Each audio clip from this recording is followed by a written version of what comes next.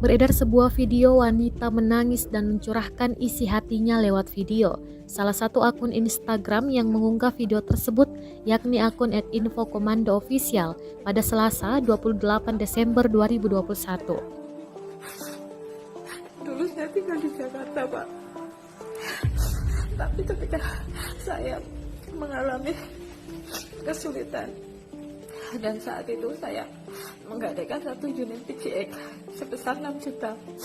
Tapi ketika saya mau ambil motor itu dipersulit.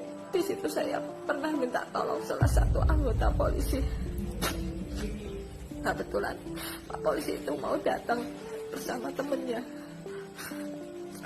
Dan di pertengahan jalan motor itu sebenarnya sudah ketemu di tahun 2020.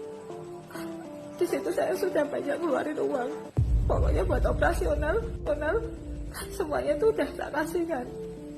Tapi ketika motor itu udah ada, motor itu malah disalahgunakan oleh cepu itu, digadekan sampai di tahun 2021.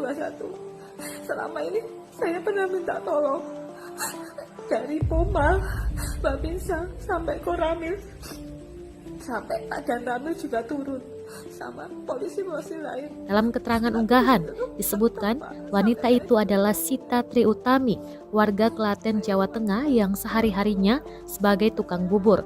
Ia menjadi korban pelaku penggelapan motor setelah dirinya meminta bantuan anggota polisi untuk mengambil motor miliknya dari Pegadaian.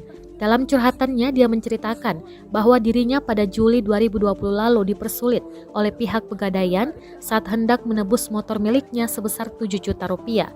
Triutami lalu minta bantuan salah seorang temannya yang anggota polisi dari Polsek Cilincing Jakut untuk membantu mencarikan motor PCX miliknya.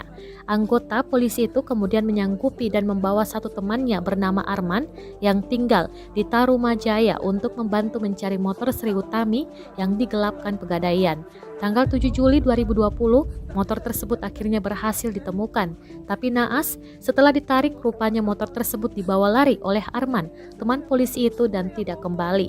Triutami kemudian minta bantuan ke salah satu anggota TNI untuk berkoordinasi terkait status motornya, tapi juga tidak ada titik terang. Hingga akhirnya dia putuskan membuat laporan polisi di Polres Jakut. Oleh Polres Jakut, kasus tersebut kemudian dilimpahkan ke Polres Metro Bekasi. Setelah sekian lama menanti, Triutami tetap tidak mendapatkan hasil, sedangkan biaya untuk mengurus segala keperluan di kepolisian hingga tahun 2021 tidak sedikit dikeluarkan. Terima kasih sudah nonton. Jangan lupa like, subscribe, dan share ya.